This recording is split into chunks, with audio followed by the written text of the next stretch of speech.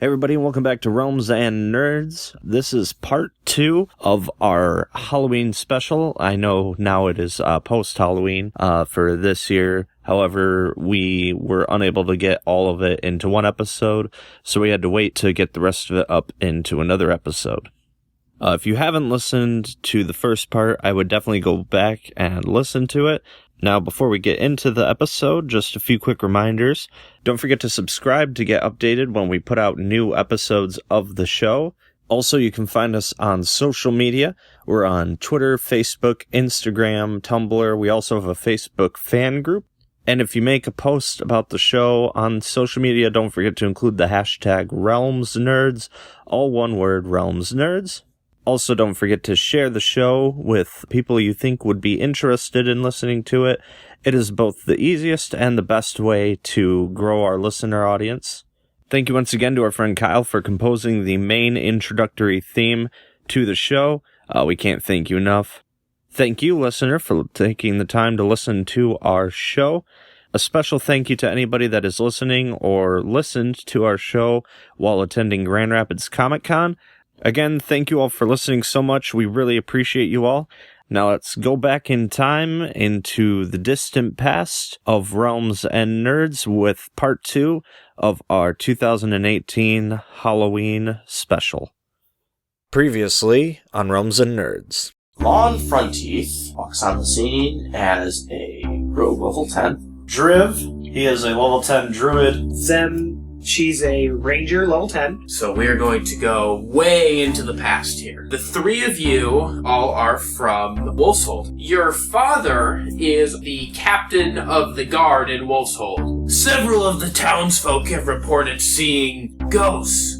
Before you guys left, your dad told you to go and check out Maddie's boarding house. You are possessed by the ghost. Zem hits the ground. As she does so, this ghost leaves her body. That was quite a bit of good fighting there, boys.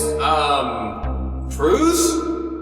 How did you get here? I was summoned. A figure stops you, and this is Governor Gill. It's gotten bad around here. I'm not going to sugarcoat it for you. I don't know what the city can do. I don't know if we can hold out much longer against these threats without some kind of an intervention. I think that there are some dark forces at work.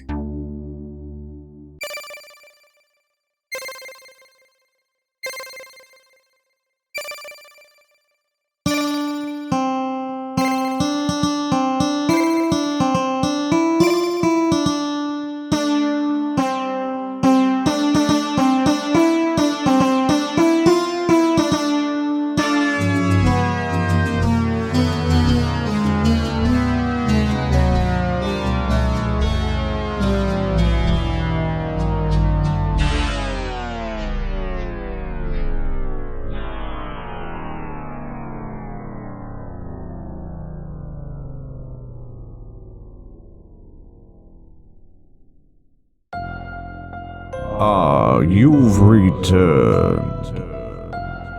And just in time. There's more danger ahead.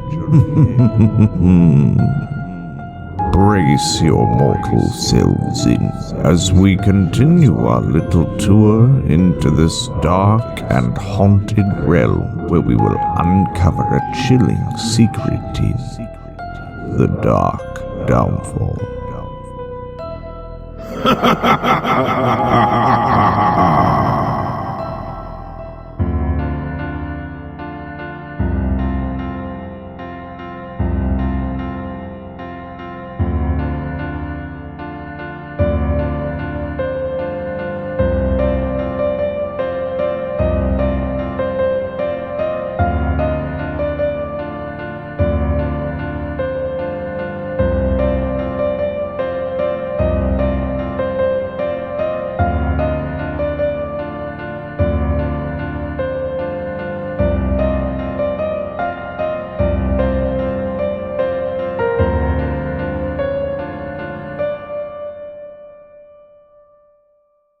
So, the three of you have just confronted this ghost, I guess? It wasn't really a fight, We per se. kicked its ass. Well, I mean, technically you kicked Zem's ass. Yeah, Zem's the one who got her ass beat. We kicked Zem's ass. The ghost. And by we, I mean Shit. my buddy, the minor air elemental, kicked Zem's ass. Okay.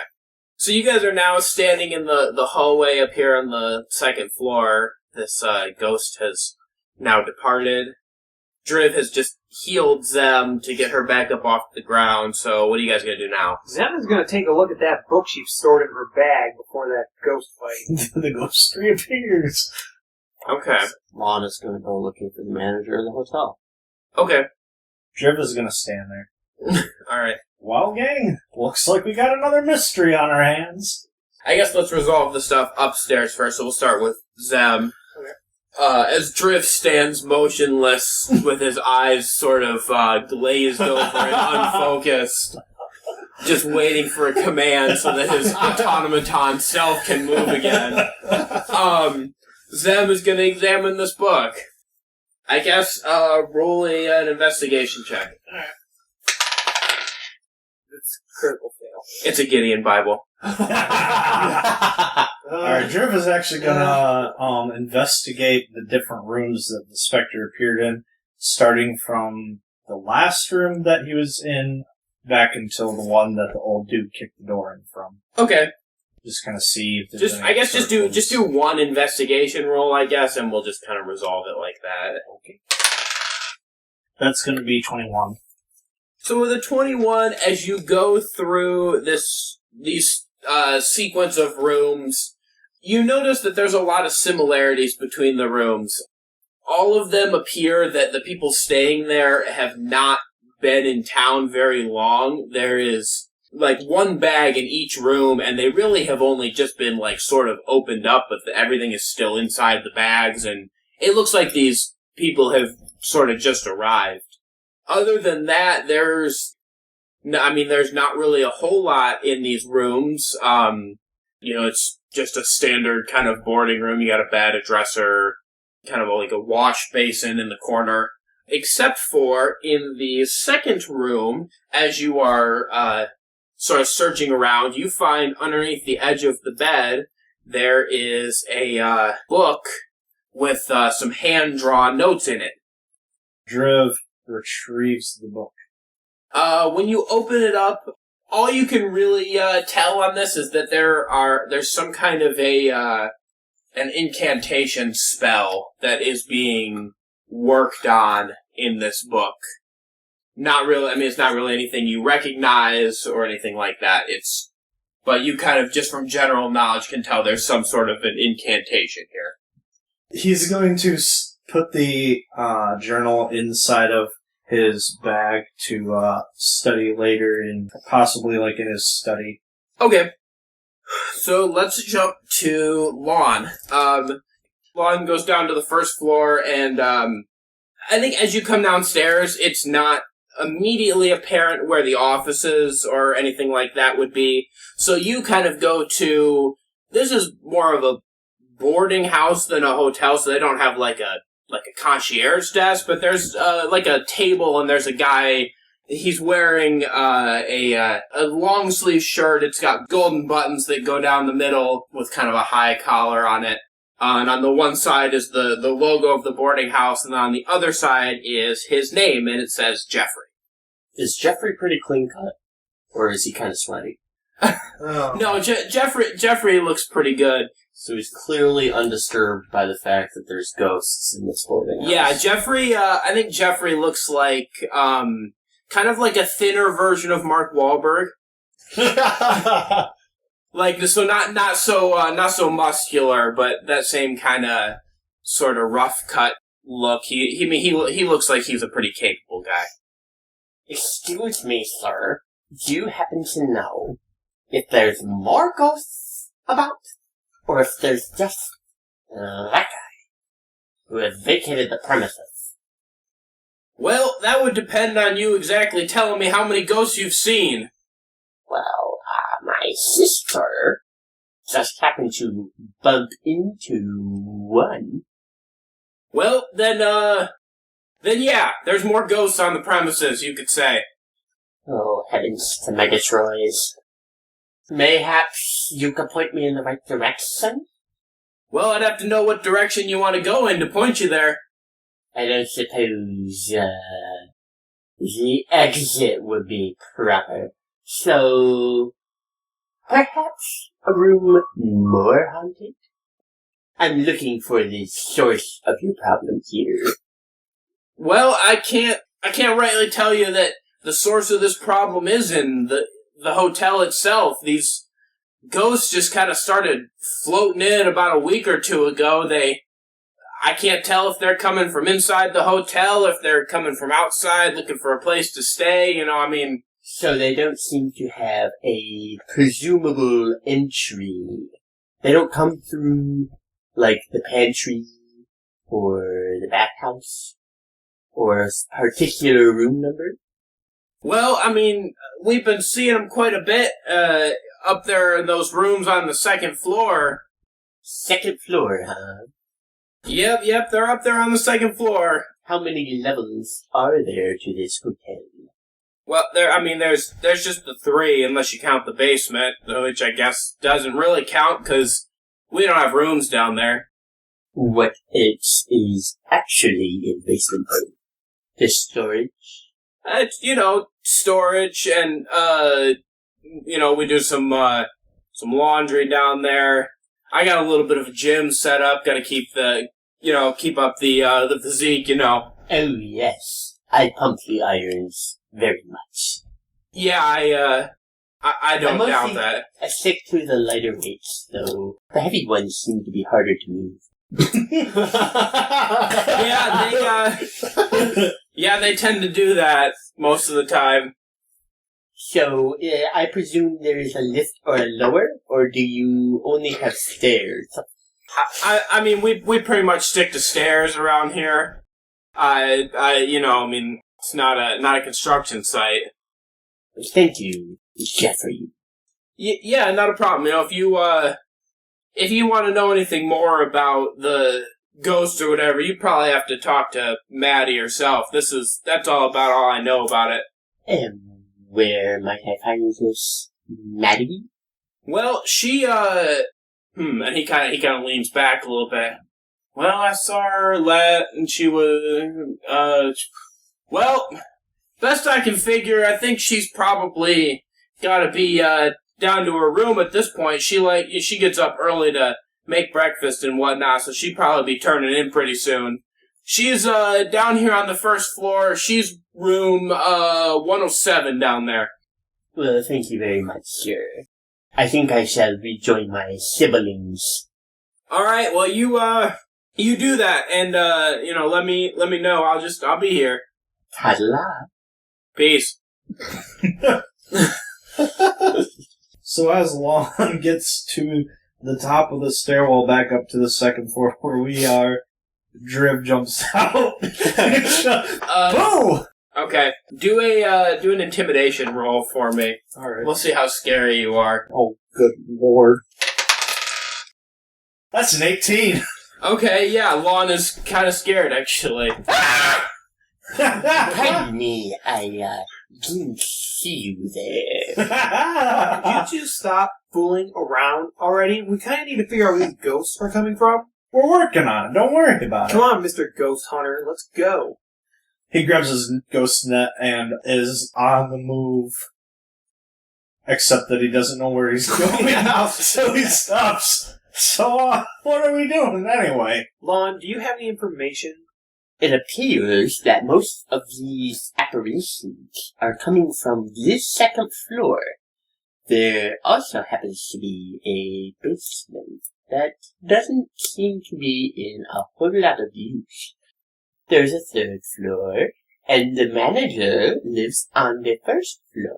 So you might be able to catch her before she goes to bed. By the way, her name is Matt, if you didn't guess. Thank you. And Zem walks off to go talk to the manager. Okay. So where are you going? She's not sure yet. She walks back to Jeffrey to ask where the manager is. I was wondering where the manager is. I know she lives here on the first floor, but could you happen to point me in the right direction? Oh, you're gonna harass her too, huh? Well, I don't know anything about that. I don't harass people like my brothers do. I'm a little more subtle, I like to. Alright, well, you didn't hear about it from me. She's in room 107. I didn't hear anything from you. I got it. Thank you very much. And she goes to room 107. Okay.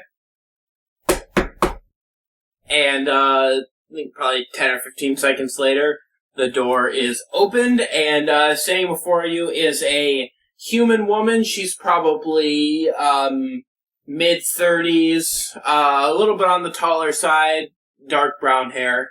And she says, well, what do you want? It's getting late. Ma'am, are you aware that there are ghosts floating around your motel? No shit! I do live here after all, you know. Well, I'm trying to help get rid of them, so I don't need an attitude. I just need some... I don't need stupid questions at this hour of night. What do you want? I just want to know if you have any idea where they're coming from. Or anyone in town who might know. That's all. Lon comes traipsing behind and is totally confused by the argument ensuing. Oh gosh, maybe I should have been the window with this conversation. Look, here's all I know. About 7 or 8 dudes showed up a day or two ago, and then that's when the problems start. They swear that they had nothing to do with the ghosts, and I can't pin anything on them, but that's all I know.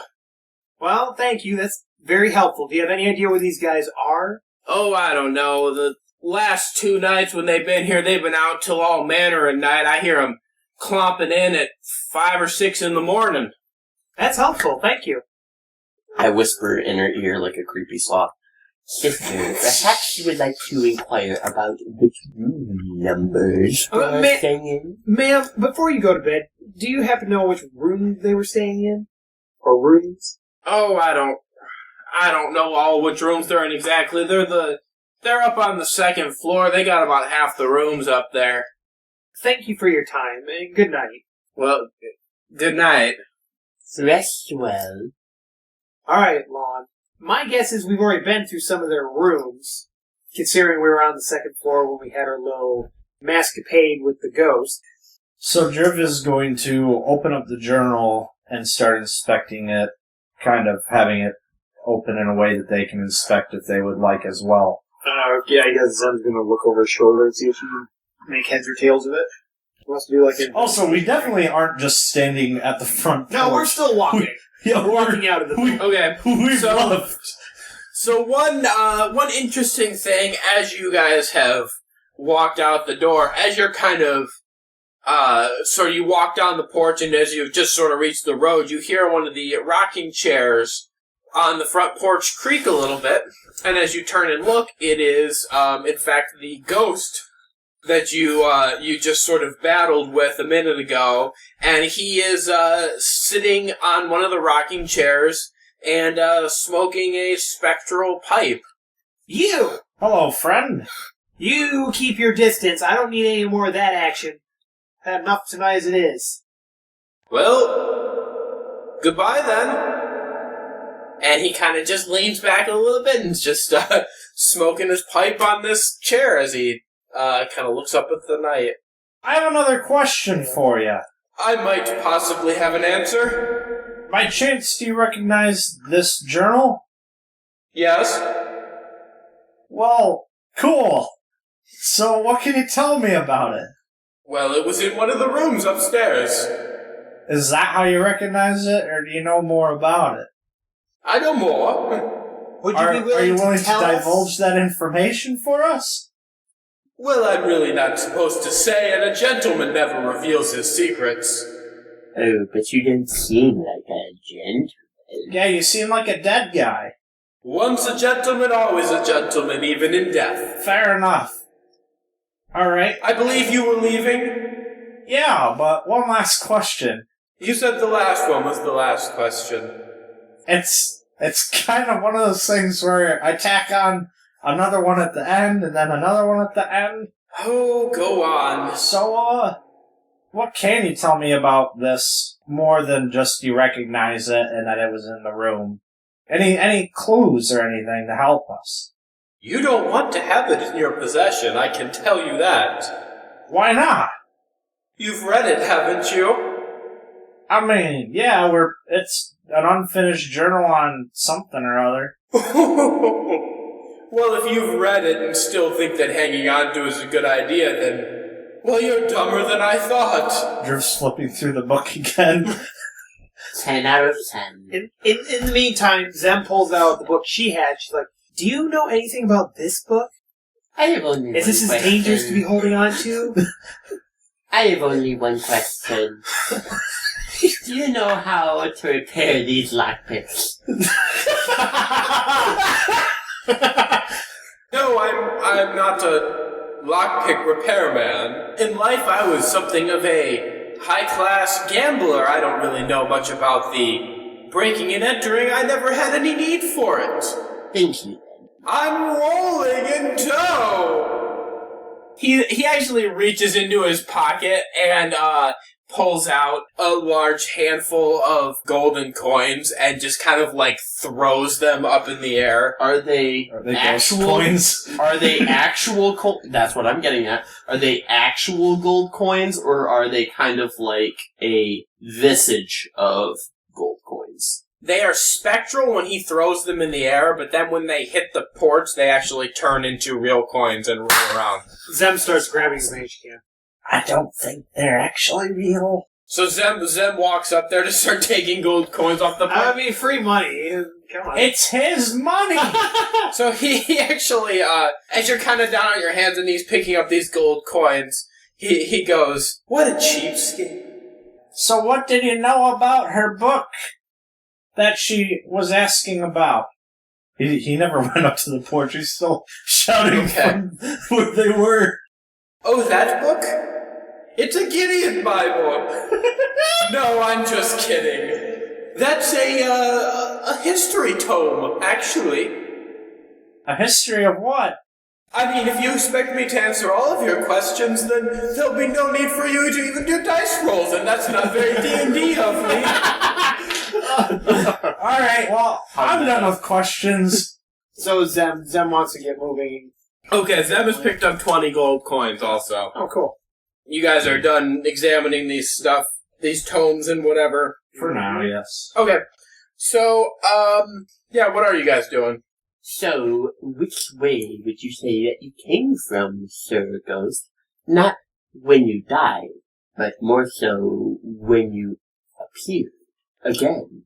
And because he's leaning back in this chair, he kind of sort of lazily just points his hand kind of up and behind him, sort of facing towards the building, goes, "Well, from up there." So as you guys are standing on the street questioning this ghost, because like I said before, this boarding house is near the entrance to the city, you glimpse a sort of a movement by the entrance to the city, and as you turn and look, you see several figures in dark robes sort of slipping out of the city.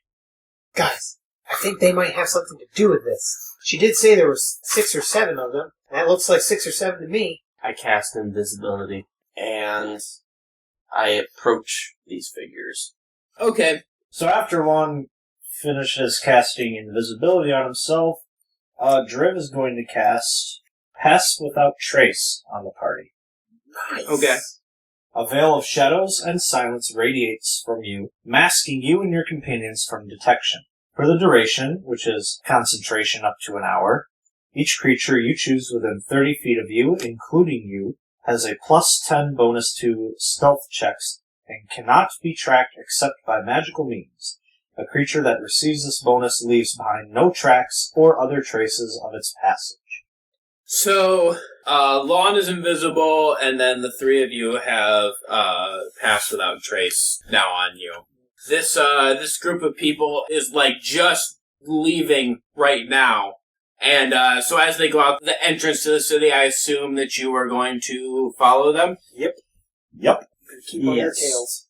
Okay, so as you guys are hurrying along to catch up with this group of people that have just left, stealthily hurrying, as you turn the corner, you actually all 3 run smack dab into your father. Driv, Zem, what are you doing here? Dad, shut the fuck up! What are you doing here? What do you mean? I'm the captain of the guard. I'm heading up the patrol duty tonight. Dad, for once in your fucking life, could you please use a much lower tone than your like, the inside, whispering? Take your whispering. Shut up, Driv. And what is going on? Yes, sir. We were just We're tracking these dudes. these people who are responsible for the ghosts and everything. Well, going on. allegedly. Yeah. And Where did they go? We don't know because you stopped us. Wait, have you seen the ghosts? oh yeah, we just left one. we- He was sitting on the porch. I had a pretty One of close them encounter possessed. with one myself. One of them possessed was, Lon, where are you? I'm currently invisible. You and your magic. Alright, so you think that these men are involved with something? Oh, Yes. Okay, where did they go? Out the door and down the path. Okay, that's all I needed. For what? Well, let's get after them, I guess. Oh, sweet. I mean, I'm in charge of security of this city. If He's there's a problem here, I gotta help her out with it. He's within 30 feet, so You only need to choose them as you cast a spell. Oh no! Father, get good. Yeah, Dad, don't suck so much at stealth checks. Dad, what's your stealth? What's your next Trust me, son. I've been good since long before you were born. Alright, well, let's go. Okay, so you head out through the entrance to the city, and I think just up in the distance you can make out this group of dark figures. They have maybe like 2 small lanterns between the group as they kind of start to walk out into the distance. We hurry after them. How many of them are there? Go ahead and do a perception check. I'm going to do one as well, just in case. 6. 17. There's a numerical amount. Here, let me throw down on this. That is going to be 27. Okay, so you can tell there are, in total, there are 9 of these people that are walking along. They're all wearing black robes. Like I said, there's about 2 lights between them. The person in the front of the sort of group of people is holding one of the lanterns, and as you are kind of looking to see if you can tell, how many there are, this person actually turns to address somebody else in his party, and you catch a brief glimpse of the side of their face, and it is Governor Gill. Guys, that guy in the middle, there's 9 of them, and the guy in the middle is Governor Gill. Are you sure? I'm positive. Only fools are positive, but I guess you're a fool, so... I'm certain. Alright, Well then, what's our delay? let's keep going. We're trucking along stealthily. So you guys, We're you still guys are going. not trucking, but trying to keep up a good pace. I think that you are... Only Dad's leaving footprints. Yeah. Also, the lack of surprise from See. Father of the Governor fucking being in this troop. It's just like, yeah, I mean, guy does freaky Another shit. day, another Governor doing dastardly deeds, huh? Oh, that's a good point. Okay. I was listening to you guys riff. I didn't even think about that. Your boss is the leader of the he goes, cult.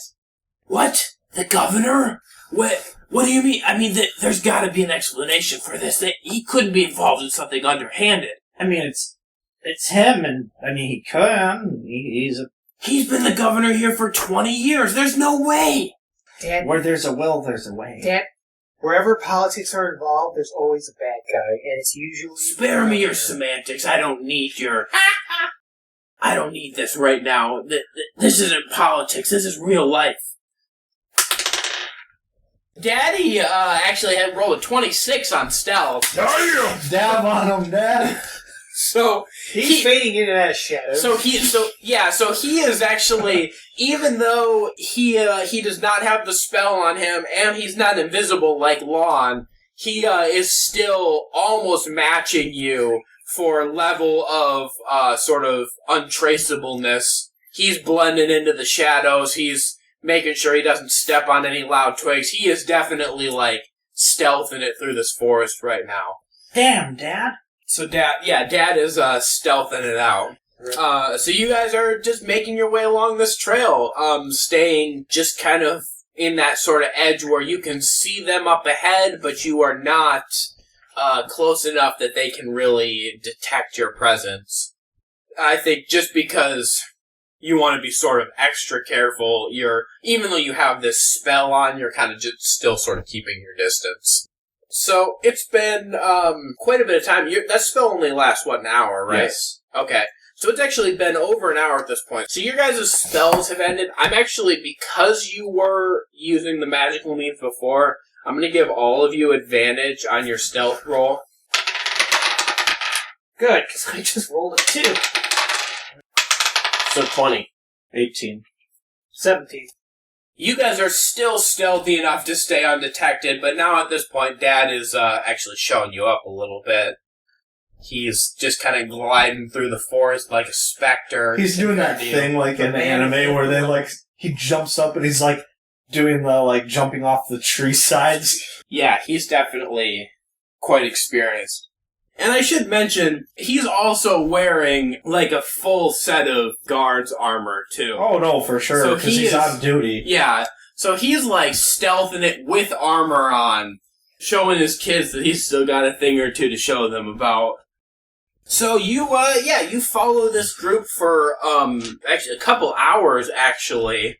This path has sort of led you to a little bit of a clearing, and there is a large house that is built in the center of this clearing. Probably, it's a lower house, probably only 2 stories, but it's fairly long, kind of built sort of on a rise in the ground. So it's the dominant building in this clearing here. So they have entered the building.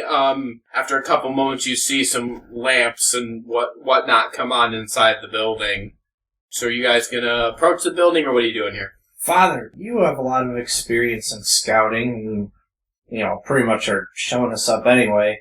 How do you think is the best way that we should go about this? What should we do? I think we ought to stay low to the ground and get up close to the building, see if we can look in through the windows or something. Maybe, get a sense of what they're doing in there. I don't want to just charge in and start making accusations without knowing what we're stepping into. I still have a hard time believing that the governor would be tied up in something crazy like this, but I don't know. I mean, he was definitely among them. I can confirm that, Father. Right, but I have a hard time believing he's involved in something that would be underhanded. I want to get a sense of what they're doing in there before I really just go in and start throwing accusations around. Oh yeah, we don't really know what they're doing anyway. Zem is actually going to cast Silence.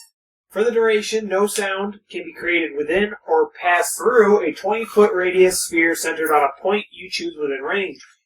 Any creature or object entirely inside the sphere is immune to thunder damage, and creatures are deafened while entirely inside it. Casting a spell that includes a verbal component is impossible there, and she's only casting this for the purpose of sneaking up to the house without making sound. And she's going to center the point on herself.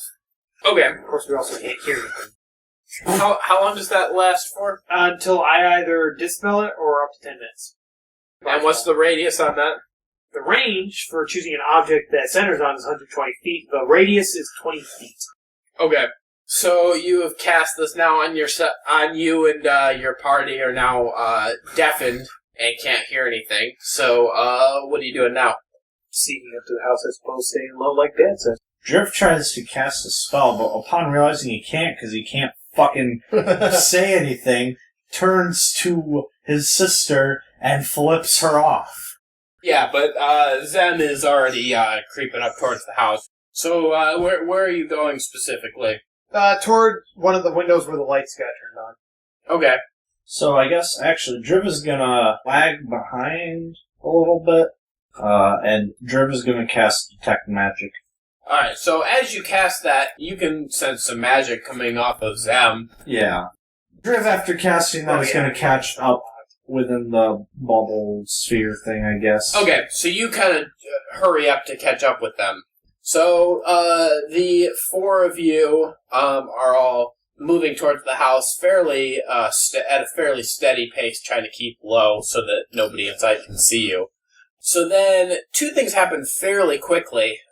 The first is when you get to be 30 feet away from the house, and then as you're getting closer, Driv, this spell, this detect magic spell, it's kicking in a big way. This house is glowing. And, it's radiating out the windows, it's coming from underneath the door, magic is detected. What's the school of magic? So you are actually getting a lot of different magic from this. You are getting conjuration, divination, enchantment, evocation, illusion, and transmutation. Okay, so Driv is going to motion to everybody to pause. Do you all see him motioning? Sure. Oh, he makes sure of it. No, I do not see him. Okay, so Lon keeps going then. Zem will stop because she sees him. Well, I could care less about Zem. She's the problem right now. Go fuck yourself. So he's gonna... If he tries to get in front of me, I literally do that kind of a wave. When he's doing that, Driv grabs him and his father by the arm and pulls them out of this sphere to whisper to them. Okay. He relays the information of all the enchantments that he could feel upon the house. Dieter says, so you don't think we should approach the house then? I just think we need to be even more cautious. Whether or not we approach the house, I don't know. There's just so many schools of magic. I'm worried that the house could be false. There could be traps inside. We could lose ourselves in there. There's a lot of dark magic about this. All these ghosts coming back, the half-dead troll. So did you just make Zem stay put so you could move out of the circle, or? Yeah, because otherwise I couldn't relay the information. After he relays the information, he goes back into the sphere, points at the house, and gives a big old thumbs down. Okay. Zem mouths to herself, nothing ventured, nothing gained, and starts heading back to the door. Okay. And, so, where are you going up to, one of the windows, or what are you doing? Zem's gonna go up to one of the darkened out windows, kind of away from the lights, to see if she might be able to sneak in through the window or something. So you're going down to, the other end of the house? Yeah, other end of the house. Okay. You still have your spell on, correct? Oh, yeah. Okay. Dead silent. This house is not particularly secure, and I think you kind of wiggle the window, and it is sort of latched, but you get the sense that you could probably fairly easily pop it open. Alright, I pop it open. Okay, do a sleight of hand check on that, just to see if you can do the requisite move to get it open. 14. Yeah, it's like I said, it's not a very well-secured window. I think a 14 is enough to pop the latch on this window, and basically just takes kind of a hard shake to get the latch to pop free, and then you open the door. But because of your spell, obviously, the latch doesn't make any noise. Oh, she's gonna climb into the window. Okay. What's everybody else doing here? I'm following Zem through the window. I take it that dear old Daddy-O is also going with them? No, Dieter is actually standing outside. What's with all this sneaking around? I'm gonna go up there and have a look. And he actually heads towards where the front door is to try and look through one of the windows over there. Okay, I'll stick with them. Okay. So, Zem and Lon, you are kind of in the far end of the house. You're encased in your cone of silence still. You can't hear anything. Driv and Dieter creep up towards the window, and as you peek in, what you see is a fairly Spartan-looking room. There's a small table in the corner with just a couple of chairs around it, and a fireplace with maybe a little cook stove on it. But other than that, this room is bare. It's just got a wooden floor.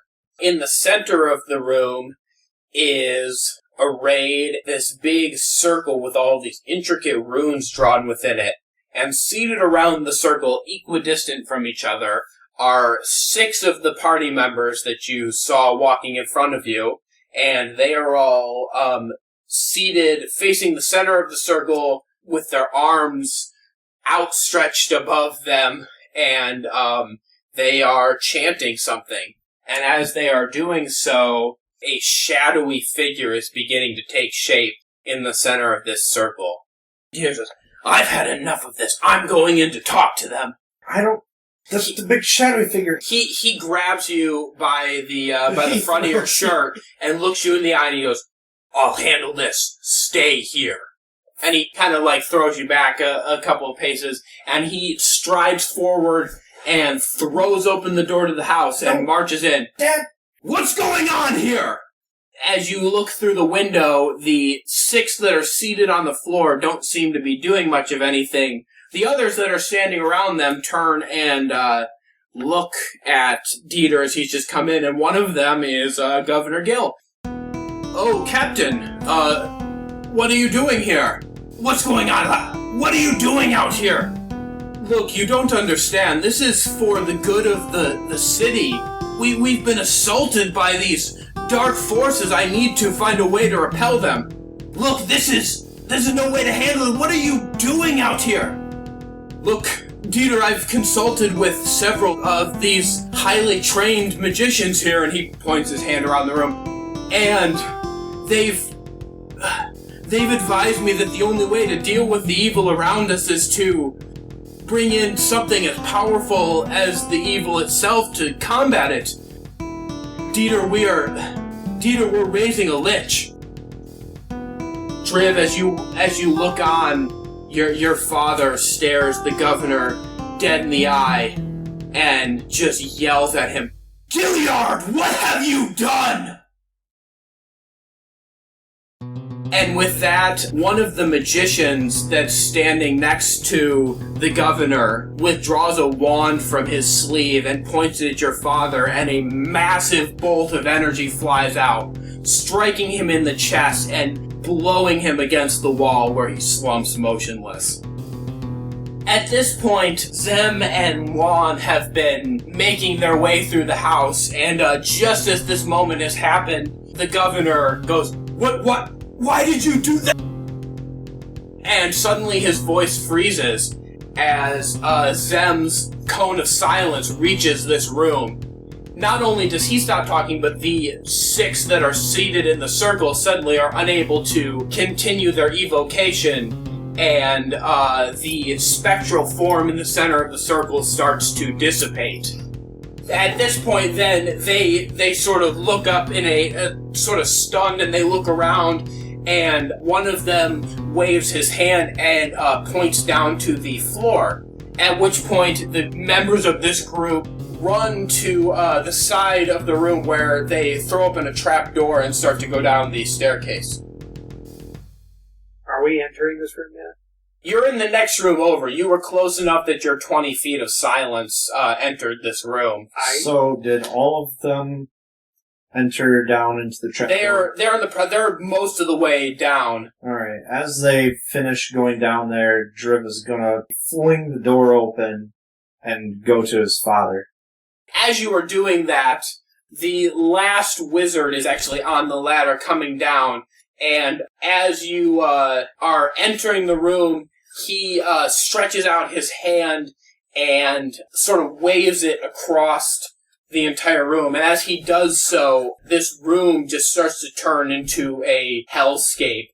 There's sort of this crackling of the air, and then suddenly you, not even hear because of the cone of silence, but you just feel the strike of lightning as it just slams outside somewhere very close to you, and you can see the flash outside as it illuminates the area. But then you start to notice some smoke that is curling around the outside of the house. Alright, he went to go to his father. Okay, so you've run over to your father. He is unconscious or very close, and but you can detect that he is still kind of faintly breathing here. I would like to cast... Well, I can't do that one. Damn it. He gets up from his father, goes over towards where he's fairly certain his siblings are. I guess, are they, in the next room over, right? Yeah, they're still in the next room. Alright, he's gonna open the door, flip off his sister, and then motion to cancel the stupid spell. Zem cancels the spell. At the neck. Archie, dumbass, I gotta go cure Dad now that I can speak. Alright, and then he closes the door and goes back and casts, While he's doing that, Zem opens the door to see what the fuck's going on. Okay. Well, I can, I'm still looking up anyway, so... Okay. there's no need. As you return to your father, he has died. Driv slumps over his father's body and weeps. Okay.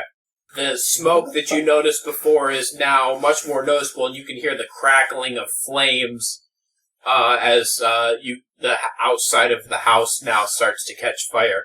Driv. You! It's all your fault! If it wasn't for your stupid spell, Father would still be alive. I could have saved him. He goes over to Zem and he punches her in the face. Okay. Make it. Yeah, I guess make an attack roll. Alright. Whatever I get. That's a 2. Yeah, I think you do connect, but it's just like, you just have no energy for this right now. You just swing and it just kind of like glances off of her. Almost she doesn't even feel it. In the emotional distress from the punch, he kind of goes into weeping, clutching her close, hugging her. And the outside walls of the building have started to be fully engulfed in flames at this point. Lon grabs his father's corpse and starts dragging him towards the door. Okay. Just Do a strength check for me. You don't get him very far. Zem would like to assist. Okay, Zem comes over to help. That's a 19. Yeah, between the two of you, you are able to drag him out the door. Driv, are you going along as well, or are you staying inside the house? Yeah, he goes with them. I mean, it's their father. Okay. So now, as you get outside, the house is fully on fire. You can tell that the impact of the lightning hit mostly on the large tree that is right next to the house. It is blackened and burned, sort of twisting. It looks like almost like it caught fire as sort of the conduit for the electricity that sparked through and lit the house on fire. And the house is fully engulfed. So, he's going to conjure an elemental. Okay, what are you conjuring? A fire elemental.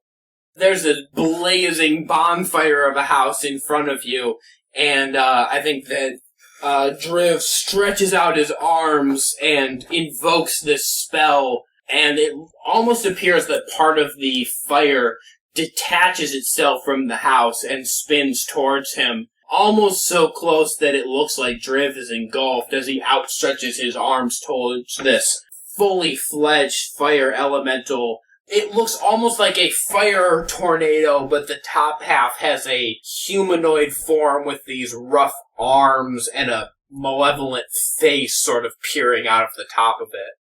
Just as you have conjured this elemental, before your brother and your sister really have a full chance to get a sense of what you've just summoned, the house, the center of it, appears to explode. Wood splinters fly all over the place. I actually need all of you to make a dexterity save throw. That's a 9. 16. Unnatural 20. So as these splinters fly out, Driv, you are going to take 5 points of piercing damage. And wisdom saving throw.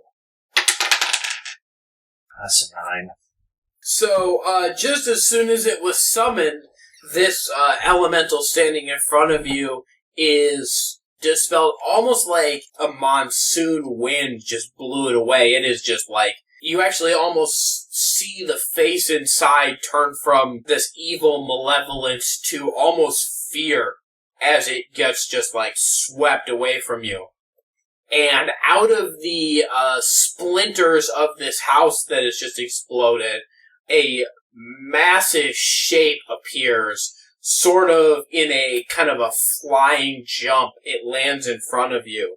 And you see a creature with a body fairly humanoid, but covered in fur with these long clawed hands, and a face that comes down with these sharp fangs and 2 long tusks coming out of it. And a pair of small wings, almost appearing to be too small to support the weight of the massive body in front of you, sprout out from its back. It lands in front of you and lets out this unearthly roar And we're going to need to roll some initiative here, boys. 11. 13. 20. No, I think you adventurers are a load of shit. I'm gonna be up on you now. My name's Balak Aldwin. Okay, so this pit abomination, whose name is Balak Aldwin, he roars at you and prepares himself for battle. Zem is actually going to be up first here in the order. She's gonna cast Conjure Animals. Okay. You summon face spirits that take the form of beasts and appear in unoccupied spaces that you can see within range. Choose one of the following options for what appears. I'm choosing 8 beasts of challenge rating 1/4 or lower, and all of them are going to be wolves. Okay. Each beast is also considered fey, and it disappears when it drops 0 hit points or when the spell ends. This is a concentration spell for up to an hour. They're friendly to me and my companions. I roll initiative for them as a group. They all act as a group. They obey any verbal commands I give to them. No action required by me. I can just yell it, and on their next turn they'll do it. And if I don't give them commands, they defend themselves from hostile creatures or take no actions whatsoever.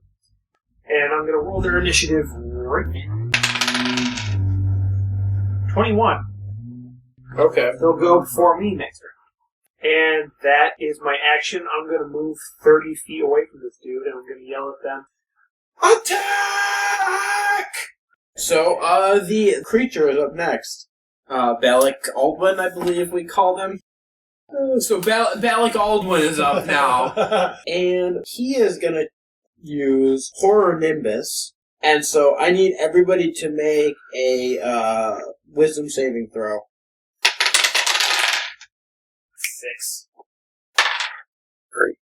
Nat 20 plus 4, 24. How are Okay. you the wisest of us all? I don't understand this logic. Okay, so Zem and Lon are frightened as a multicolored light emanates from the creature's outstretched hand. They are now frightened for 1 minute.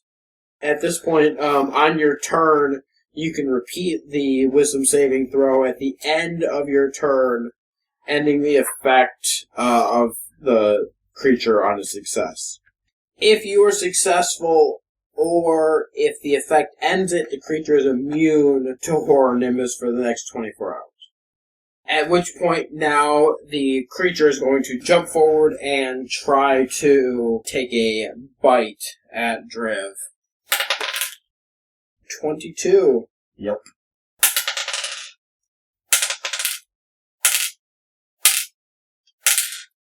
That is 41 points of piercing damage as his jaw just, clamps down onto you. Okay. Then he is going to detach from Driv and take a swipe at Lon with one of his claws. That's 29. And he's going to hit Lon with 13 points of damage. And then he's going to make another attack with his claws here against Lon again. And that's going to be a 22. That'll also hit. That's going to be 15 points of damage as the other claw rakes across you here. Driv, you are up now. So Driv is going to reach out to Lon and cast Cure Wounds on him. So that is 12 points of health. From there, he is going to also overkick the premises back towards where Zen is. Okay. You give Lon a quick tap on the shoulder, and then you run back to where Zem is. And Lon is up next. Lon draws a rapier and a short sword, and despite his better instincts, makes a dash at Balak Aldwin. Okay. 16? That's not going to hit him. 22. That will hit him. That's 9 points of damage. Alright, the wolves are up next here. They're all going to attack him as a group. Do the wolves have an attack modifier? They do. What's their attack modifier? +4. Okay. So then, just to go straight up and down here to make it a little bit easier. So 14 or higher is going to hit. Just roll 8 times. And just so you're aware, they all have advantage because of pack tactics. So let's do it this way. We'll roll, if you hit above a 14, we'll just call it a hit. If you don't, we'll let you re-roll for that one. 13. That does not hit. So I'm going to re-roll 18. That one does hit. Next one. 15. Good hit. 19. Yep. 2, that's definitely not. So I'll re-roll an 18. Yep. That's a 14. Yep. 18. Yep. 14. Yep. Last but not least. 8. 11. Nope. Oh, 1 wolf. 7 on hit. Wow. Okay. I rolled 2d4 plus 2 for each guy. So I'm Just roll your damage, and I'm just going to multiply it by 7. Okay. So, I mean, as it is, we're spending a ton of time with the Make attack sure that, rolls. then we have to add 14 to that because it's 2 for every guy that hits. 28 damage So 2 times the 7. is 14, and then you get plus 2 for all of them to that, so it's another 14, so it's 28 damage. So this flurry of wolves all attacks this creature, and they get a couple of good bites in, but it doesn't really seem like it's done a whole lot of damage on him. Zem, you are up. I guess I'm just going to move away again. There are 30 feet, so I'm 60 feet away. She's going to pull out her longbow and make an attack, and unfortunately it's with disadvantage. Nat 20 for my first roll, and 18 for my second roll. Yeah, so that's still going to hit. Oh, really? Cool. So 6 piercing damage. And then you to make a saving throw, a wisdom saving throw. 7. I'm still scared. You are still afraid. So Balak Aldwin is up now. Yeah, so Lon, I think, is the only one still next to this dude. So he's going to go after Lon. The first one is a 16. 16 hits.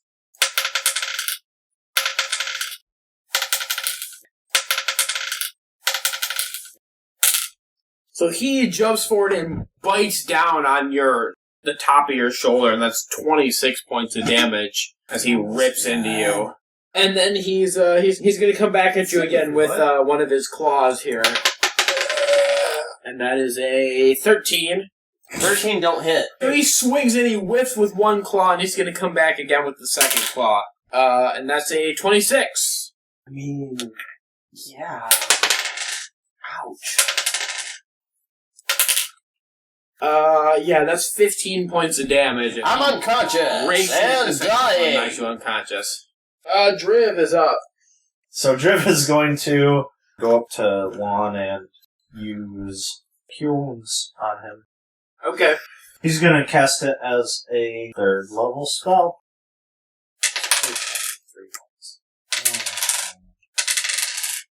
He is healed for 19 points of health, and I guess that ends my turn. Lon, you are on deck. And now up to the plate.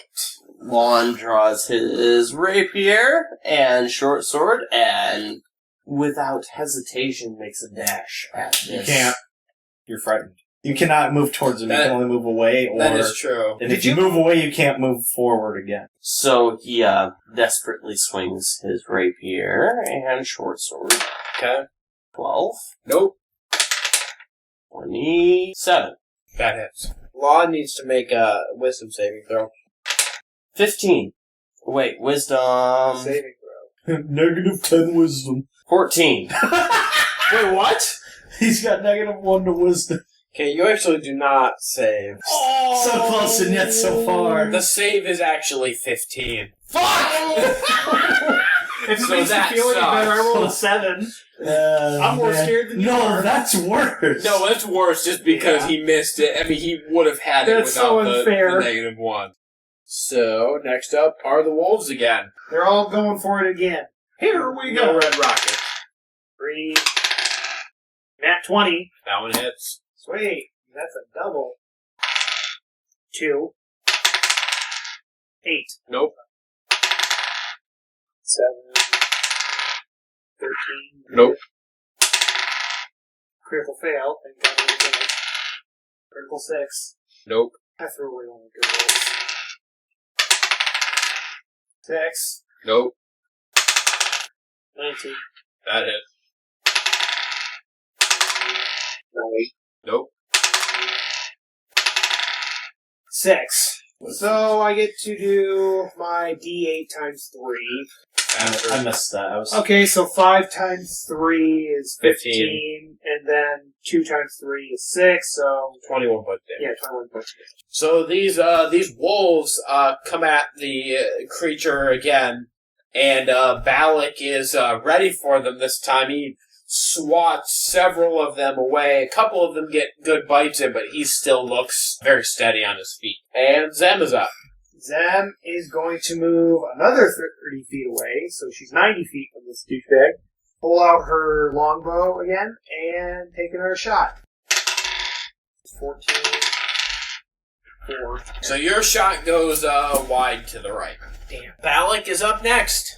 So... Oh, I didn't make my wisdom saving throw. Yeah, you probably should do that. Yeah, I'd like to do that. A 9? You coward!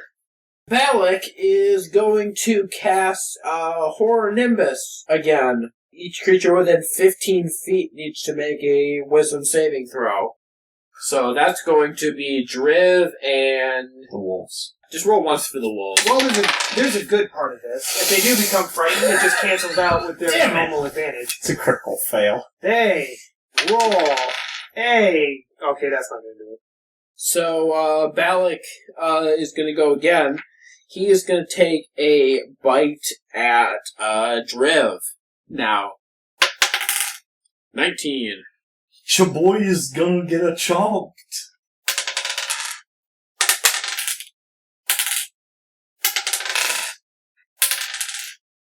That's 44 points of Yeah. piercing damage. Yeah, I was That's chuckling because I was envisioning As him he- biting down and then whipping around my unconscious body. He is just gonna, clamp down, right into the center of your chest and takes a huge chunk out. Well, So you're gonna fall unconscious there as he just rips this chunk out and you drop to the ground. After this bite attack that just, drops you to the ground, he's actually going to just, sort of rear back and roar as he just, sprays your blood all over the place. And that's actually going to be the end of his turn. It's pretty metal. Driv is up. So Saving throw. you're going yeah. to make a saving throw it's then. a saving So, but- throw. Alright. Time to die.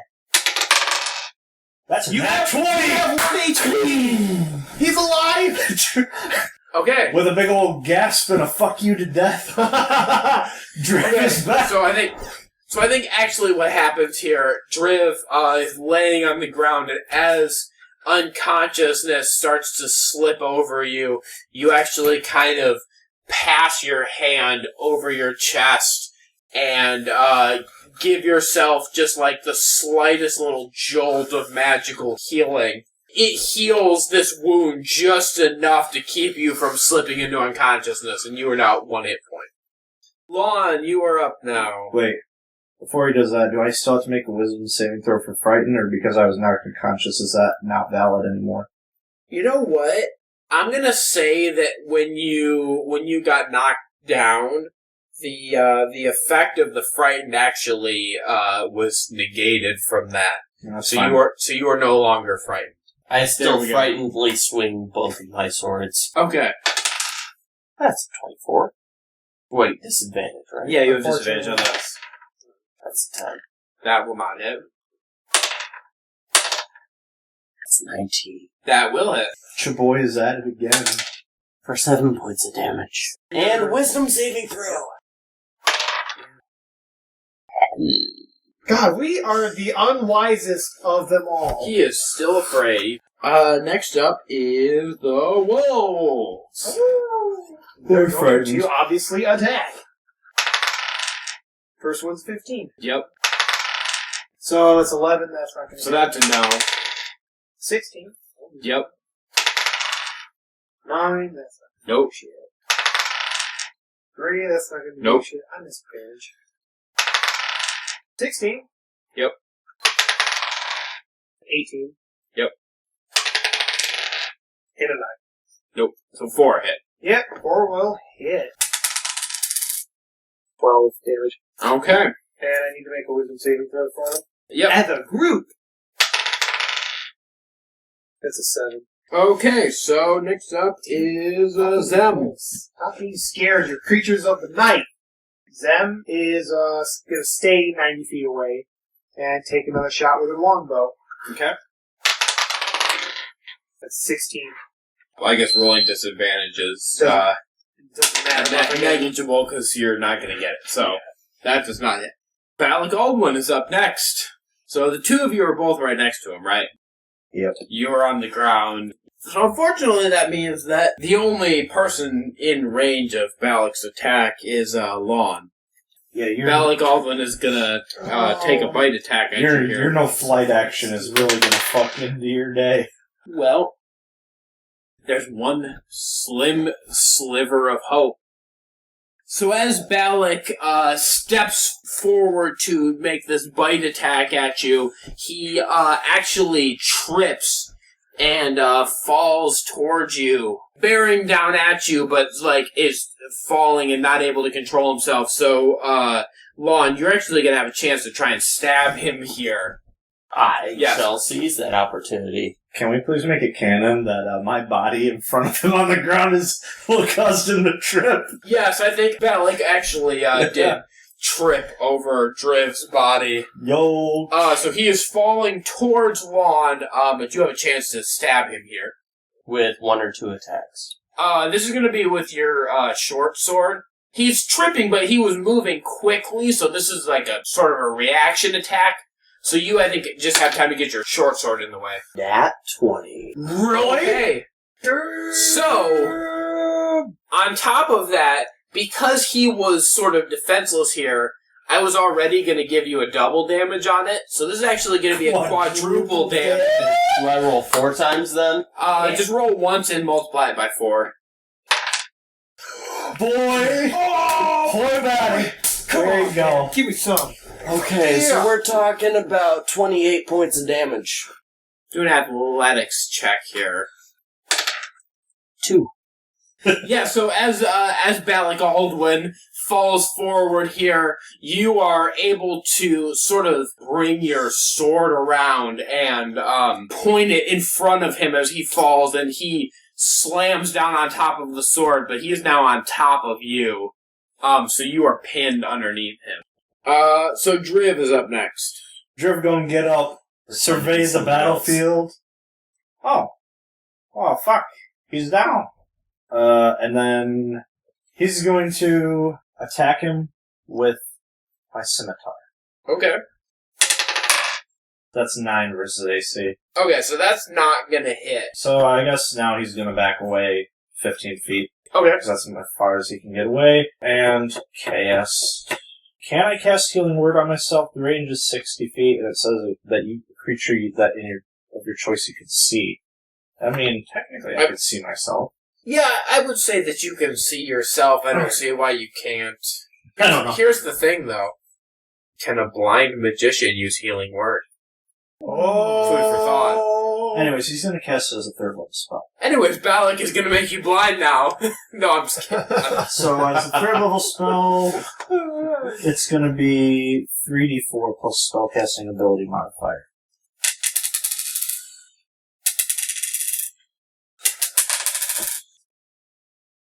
I regain 12 points of health. Alright, so you regain 12 points of damage. Be at lucky number 13. And a black cat slyly sneaks out from behind you. Lon is up next. Lon, you are pinned underneath the massive weight of Balak Aldwin here. Twist the sword. Twist the sword. Do I have any sort of advantage on an attack? I'll give you 2 options here. If you want to try and be able to use both of your swords to attack, you need to do a strength check first to see if you can push him off of you. If you just want to attack with your short sword that is already stuck inside of him, you will have advantage on the attack to try and twist the sword around inside of it. I'm gonna go with the short sword that's already inside of him, and I'm gonna try to twist that around. Okay. 20. Okay, yeah, you're gonna be able to hit him there. With 7 points of damage. You have this massive weight that is laying on top of you. You're pinned, you're almost unable to move. However, your sword hand that has your short sword in it is still buried inside of him. You have just enough room that you can kind of take this sword and twist it inside, and as you do so, you hear him roar above you as he takes 7 more points of damage, and this dark black blood just starts to pour out of the wound onto you. He is definitely looking bloody, but he is still very much kicking and ready to go. The wolves are going to be up now. Alright. 12, that's not gonna hit. 11, that's not gonna hit. Critical fail. 16, that'll hit. 3, that's 3, that's not gonna hit. 18, that'll hit. And 9, that's not gonna hit. 2 of the wolves hit here. Yeah. That's 10 points of damage. And I have a wisdom saving. Okay. And they got 16. They save! They're wiser than They you have two. advantage again. Alright, Zem is up now. Alright, longbow. 3, disadvantage with American, that's not gonna hit. So I'll go extra attack. 3. She's whiffing with these arrows. Bad. So you fire 2 arrows, and even though, I think actually because he's still slightly prone after falling on lawn, these arrows just whiz over the top of him. Go ahead and roll your saving throw. 17. You are unfrightened. Thank God. So next up is Balak Aldwin. He's gonna get up and he's actually gonna go after the wolves this time. He's gonna go after one of the wolves first with his bite. That is a 22. Yeah, that will hit.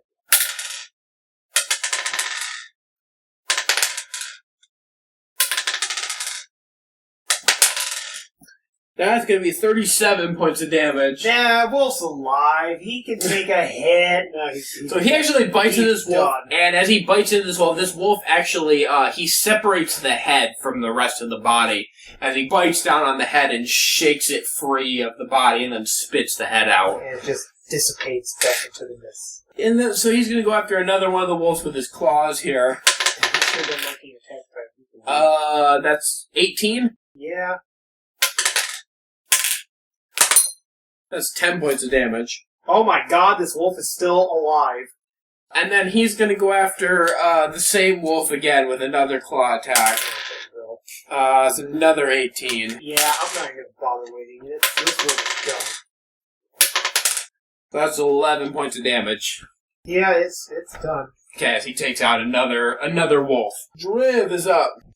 Driv is going to summon a flame blade at level 4. Driv, extends his right hand to the heavens, and as he does so, a column of flame extends from the sky, and as it does so, in his hand suddenly appears a flaming sword, nearly 3 feet long, with this long, flaming crossguard, and he spins it around and points it at Balak Aldwin. So he's going to take that in a scimitar and charge at the creature and attack with both. Okay. By the way, that was a flame blade. Okay. That's going to be 20... Yes. Okay. No, we're not... I'm not fast enough for that. And then, for his scimitar... Yeah, that's not going to do it, actually. That's only a 6. Okay. So the flame blade, though, is at a 4th level, is going to be 46 fire damage.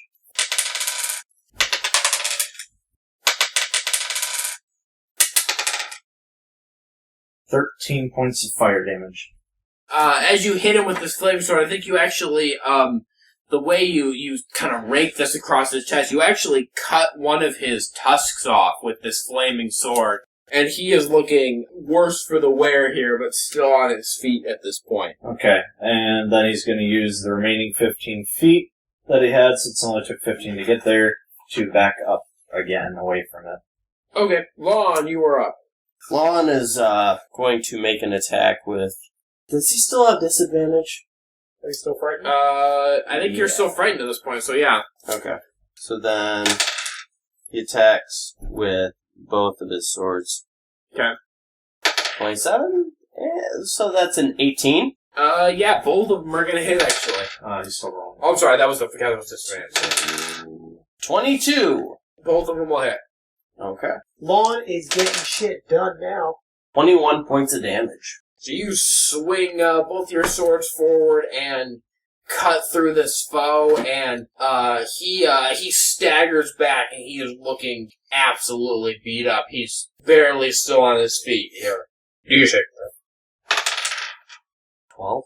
You are still frightened and really unable to move closer towards him here. The wolves are up next. Okay. So you only have 6 of them now. Yep. Advantage now. 12. Nope. 17. Yep. 5. Nope. 14? Yep. Yeah. 17. Yep. 19. Yep. 4 of them made it. So, 24 points of damage by the wolves. As this pile of wolves comes at Balak, he is actually overcome and succumbs to the attack of these wolves and falls to the ground dead. As you guys have defeated this monster, before you really have much of a chance to really do anything, a white column of light just shoots out of the center of this crater in the middle of the building that this creature made when he jumped out. This column of light, initially, like I said, is white, but it quickly turns to black. And as it does so, the sky, even though it was night before, almost like the stars themselves are blotted out, and everything around you turns to a pitch black inkiness. Then before you, out of the ground, raises up a figure. This figure is dressed in a black robe, wearing this intricately wrought silver crown that rests upon a sort of a spectral head. It turns and looks at you and gives you just sort of the most evil glare that you've ever seen as these hollow, dead eyes bore into your soul. The three of you are instantly frightened, but more so than the frightened that you felt from the spell of the creature that you just fought. This is a terror that seizes deep into your bones, and you can't even move. And he just glares at you for what feels like an eternity, and then suddenly, without a word, turns and floats away off into the distance, and you are frozen, unable to do anything as he moves farther and farther away into the distance.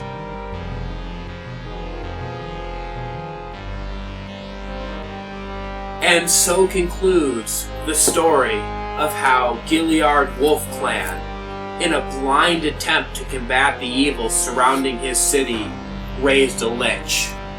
How he used the dark powers of evil in an attempt to do something good for his city, not understanding the consequences, and suffered a terrible, terrible fate upon the world.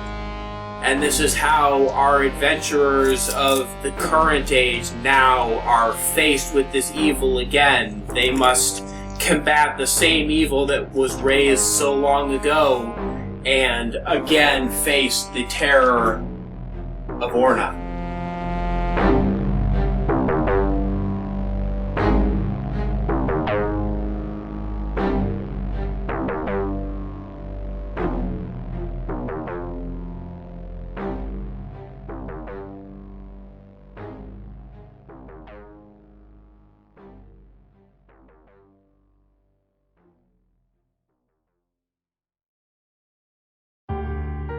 Welcome back, dear listeners. We've come to the end of our tour. There's more dark and haunted stories to be told in these realms, but I'm afraid those will have to wait until another time.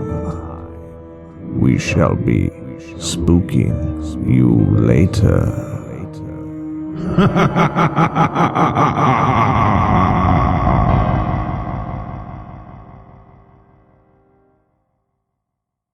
Until next Halloween.